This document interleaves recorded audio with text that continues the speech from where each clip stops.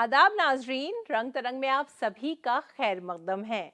तेरे वास्ते फलक से मैं चांद लाऊंगा, 16-17 सितारे संग बांध लाऊंगा। अजी जनाब, 16-17 सितारों की क्या बात कर रहे हैं। हम तो हिंदुस्तान के बेशकीमती फनून के आसमान से आपके लिए हजारों सितारे बांध लाएंगे अपने इस रंग बिरंगे और चमकते हुए प्रोग्राम रंग तरंग में। आज भी चुन चुन कर ऐसे फनकारों की टोली हमने बनाई है कि जिनके फन पर आप कह उठेंगे वाह भाई वाह। हमारे पास महाभारत के किस्से हैं, गाथाएं हैं, सुर है, साज है, संगम है, लोक नाच है, क्लासिकी मौसीकी है और कुछ जदीद रंगों के साथ साथ पुरानी तस्वीरों की कहानियां भी बयान करेंगे। तो चलिए देर किस बात की है, इस रंग बिरंगे आसमान के सितारों की जिया को समेट लेते हैं अपने आंचल में आपके साथ।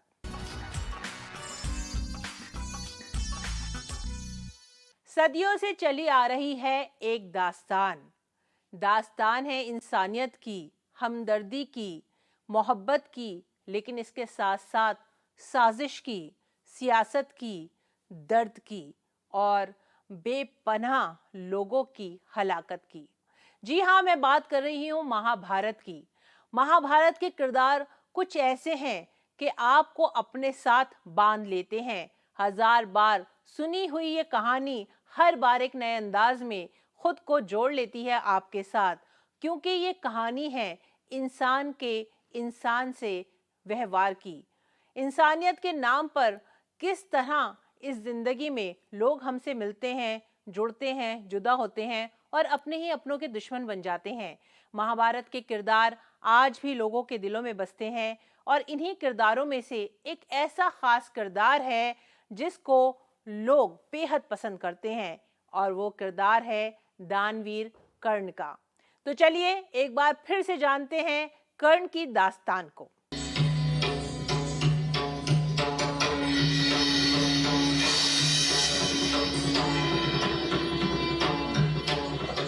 कर्ण महाभारत का एक ऐसा बाअसर किरदार जिसकी शख्सियत पुरस्रार है, पुरकशिश भी है और तरगीब देने वाली भी।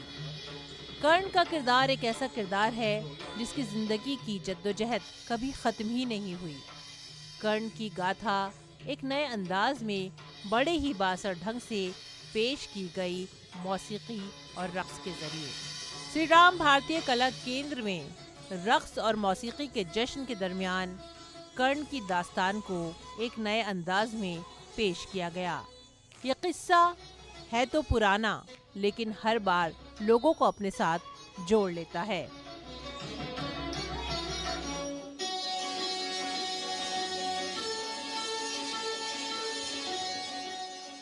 महाभारत के ये किरदार एक बार फिर से जिंदा हो उठे। रामधारी दिनकर के जरिए लिखा गया ये नाटक आज भी लोगों को जोड़ता है अपनी जड़ों से, उन्हें हौसला देता है, उन्हें तरकीब देता है, क्योंकि कर्ण का किरदार एक ऐसा किरदार है जो इंसाफ के साथ खड़ा हुआ है, जो कर्मा में यकीन रखता है। जो कर्ण की कहानी है और जो जिसके विषय में हमने कर्ण नृत्यनाटिका बनाई है, वो रामधारी दिनकर की रश्मि रति के ऊपर बेस्ड है। और कहीं कहीं मृत्युंजय जो एक और बहुत अच्छी पर सब डायलॉग्स रश्मि रति दिनकर जी के हैं। और जब हमारे घर में वो रहते थे तो हमें बताते थे कि डायलॉग का मीनिंग क्या है। तो उससे हमें मुझे बहुत इंस्पिरेशन मिला। और मेरे ख्याल से कर्ण की जो ज़िंदगी है वो हर युग के लिए बहुत इम्पोर्टेंट है। इस डांस ड्रामे में आज के दौर को मद्देनजर रखते हुए कुछ बदलाव भी किए गए। रक्स में जदीदियत भी थी, सेट डिजाइन भी बेहद पुरकशिश और अदाकारी तो अपने आप में लाजवाब।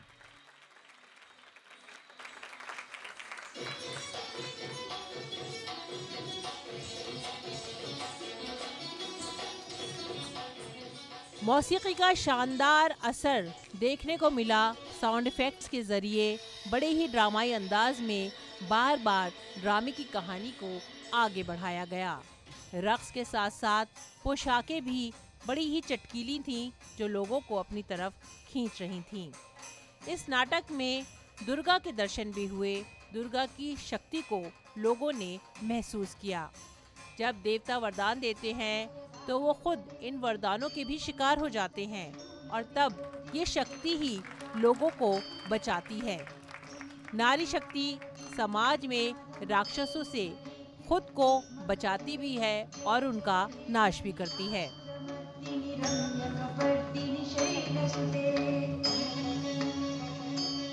कर्ण और श्री दुर्गा के किरदार सभी के दिलों में आज भी जिंदा हैं, क्योंकि ये कदीम होने के साथ साथ जदीद भी हैं और दौरे हाजिर में आज भी इनकी अहमियत उतनी ही है। लोगों को ये अपने साथ जज्बाती तौर पर जोड़ लेते हैं, क्योंकि इनकी कहानी सच की कहानी है।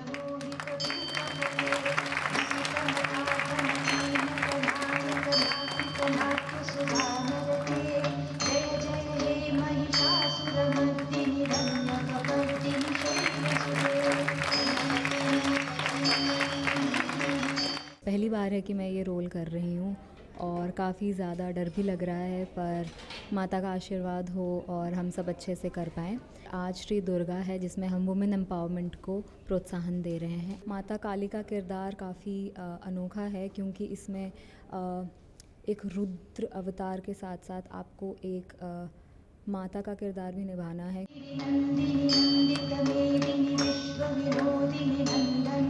पद्म पुरस्कार से नवाजी गई शोभा दीपक सिंह ने इस ड्रामे को लिखा है, इसकी हिदायत दी है और सदियों से चली आ रही इस कहानी को एक नए अंदाज में लोगों के सामने पेश किया है।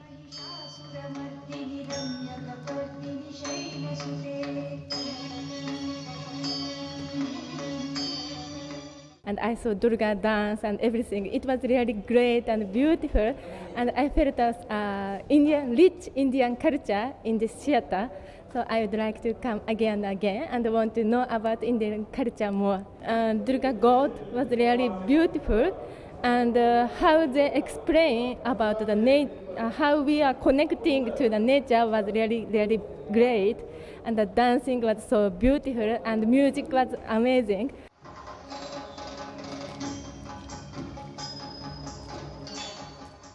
श्रीधर नायर ने इस डांस ड्रामे की कोरियोग्राफी की है और शुभा मृदकल ने इसका संगीत दिया है। बेहद खूबसूरत पोशाकों और ख़ास असर से तैयार किए गए साउंड इफेक्ट्स ने लोगों को अपने साथ बांध लिया और एक ऐसा समा बांधा कि सभी उसमें खो से गए। रंग तरंग डीडी न्यूज़।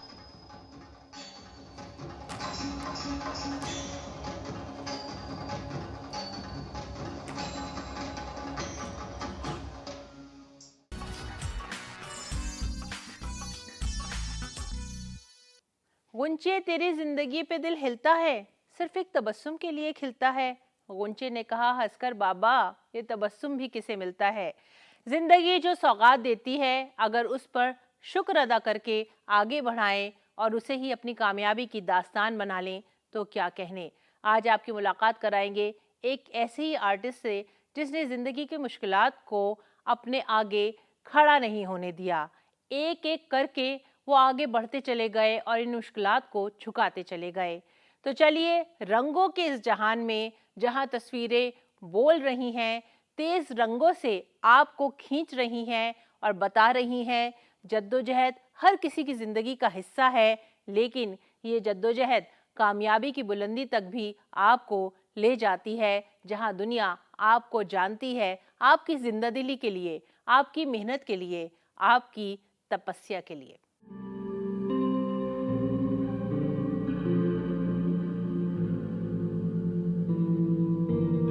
राजधानी दिल्ली के इंडिया हैबिटेट सेंटर में आर्टिस्ट हिरल सिंघल के जरिए अ रेंडेवू विद माई सोल नाम से एक बेहद खूबसूरत एग्जीबिशन का इनेकाद किया गया।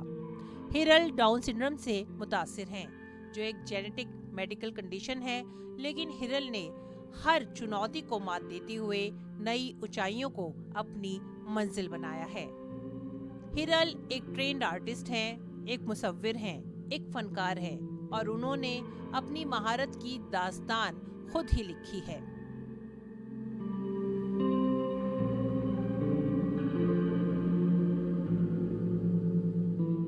It is my painting called Moods. I love to play with colors so much. There's a special about my canvas. There is a lots of colors in it. It's a basically it's a green, black, orange, and black in the spot in the center. Hiral की paintings लोगों से बात करती हैं। हिरल अपनी तस्वीरों में उन जद्दोजहद और मुश्किलात को भी बयान करते नजर आते हैं जो उनके तजर्बात का हिस्सा हैं। I've known Hiral my whole life and I've always known that she's a happy soul, and that's what you see in her paintings also, all the colors and all of the styles she's used. She's a free soul and she's a happy soul. You get to see her mindset. Paintings देख के लगता है कि ये असली में बड़ी है, मैं नहीं हूँ, क्योंकि जो इसकी पेंटिंग्स हैं अगर आप देखें तो सब की सब इतनी यूनिक और इतनी ब्यूटीफुल हैं कि आपको लगेगा ही नहीं देख के कि ये एक 18 ईयर ओल्ड ने बनाई है। हिरल ने जीवन की कला में, जिंदगी जीने के ढंग में महारत हासिल की है और ये पेंटिंग एक सलाम है उन सभी लोगों के लिए जिन्होंने जिंदगी से हार नहीं मानी। रंग तरंग, डीडी न्यूज़।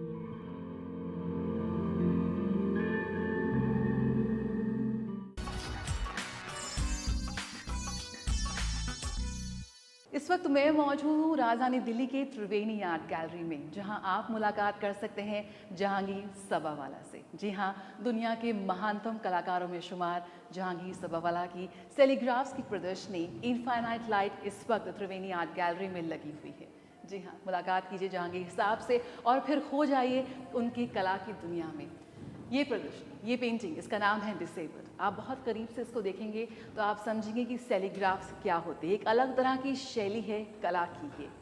इनके हाथ में ही तुलसी का पौधा है और इन मॉन्क्स के हाथ एक मुद्रा के रूप में है।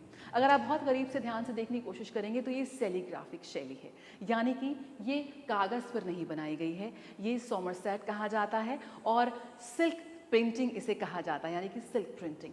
आप यहाँ पर देख सकते हैं कि बेहद एक से बढ़कर एक पेंटिंग्स यहाँ पर लगाई गई हैं। बेहद दुर्लभ प्रदर्शनी है ये, जिसका आप आके लुत्फ उठा सकते हैं। एक एक ओरिजिनल पेंटिंग अगर हम आपको बताएं तो अंतर्राष्ट्रीय बाजार में इसकी कीमत करोड़ों में से है। भारतीय आधुनिक चित्रकला जगत के प्रणेताओं में से एक थे जहांगीर सबावाला और अपने जीवन काल के लगभग 60 वर्ष उन्होंने इस कला को समर्पित कर दिया। इन चित्रों को देखकर आपको ये सहज आभास होगा कि तुलिका, कैनवस और रंग नहीं, ये सिर्फ एक शैली होती है जो कलाकार के व्यक्तित्व को बनाती है। और सबावाला जैसा कला व्यक्तित्व तीव्र लगन, अटूट मेहनत और लंबी साधना से विकसित होता है। मुंबई के होटल ताज में उनकी पहली कला प्रदर्शनी लगी थी 1941 में और उनकी अंतिम कला प्रदर्शनी रिकॉर्ड्सो आइकन गैलरी न्यूयॉर्क 2009 में आयोजित की गई थी।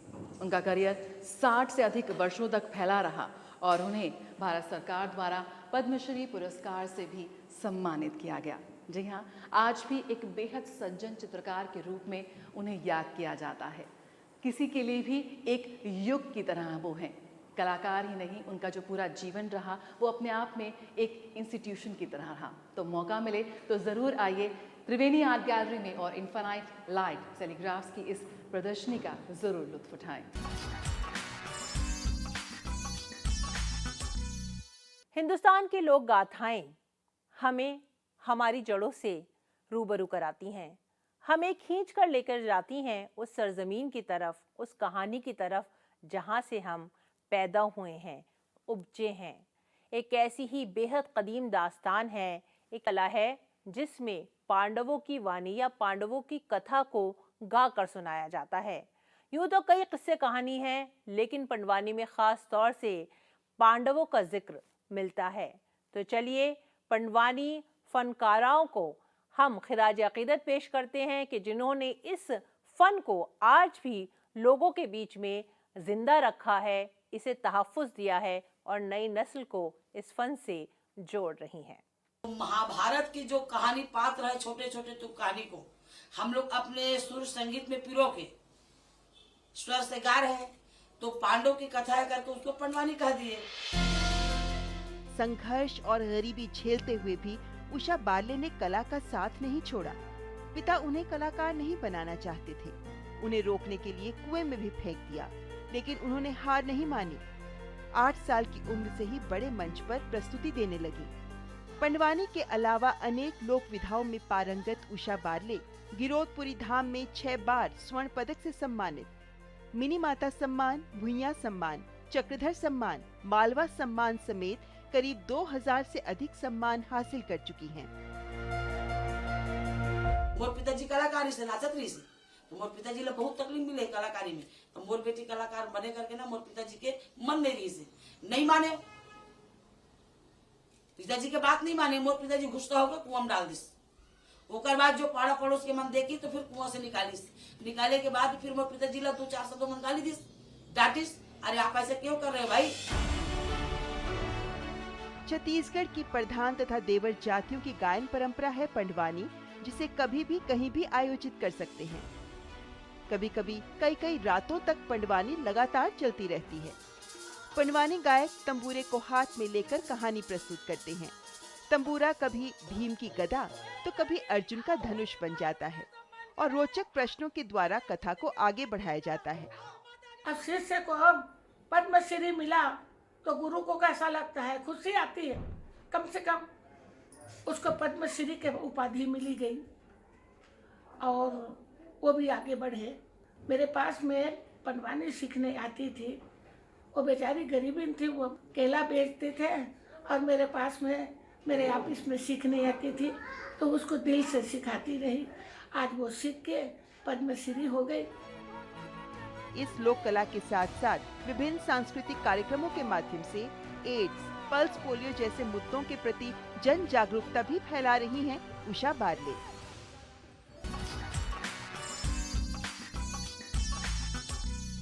और आइए अब देखते हैं इस बार क्या खास रहा रंग तरंग में।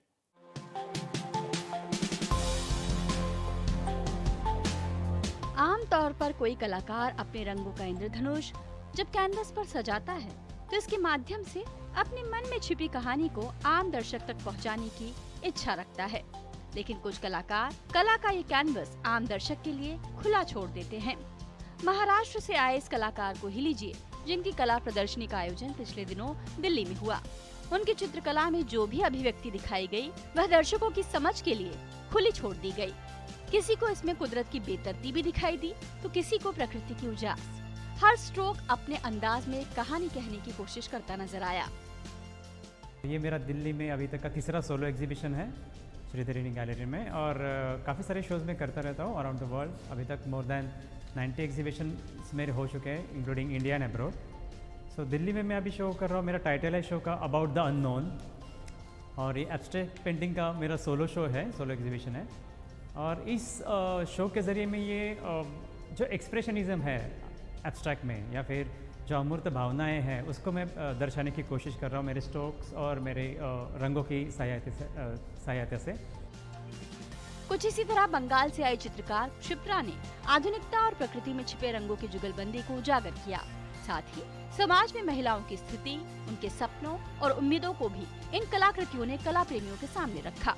हमारे क्षेत्रीय कलाकार जब भी राष्ट्रीय मंच पर अपनी अभिव्यक्ति का इंद्रधनुष सजाते हैं तो दर्शकों के लिए अनुभूतियों का एक रंगीन संसार सामने आ जाता है और हर कोई अपने अपने हिस्से की कहानी चुन लेता है। रंग तरंग के लिए दिल्ली से रजनी सेन की report.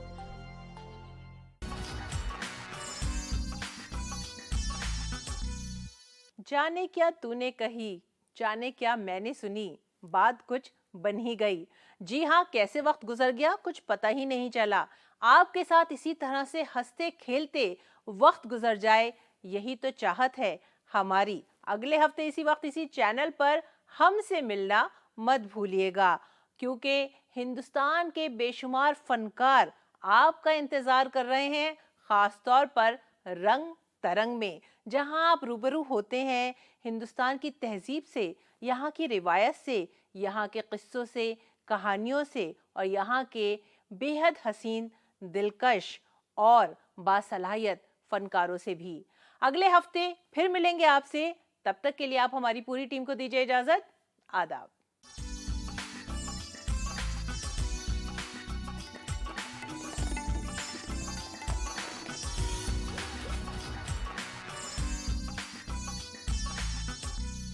Upcoming all together with the brand new episodes of Bakta Taste hai. Food for the soul. Taste of a lifetime.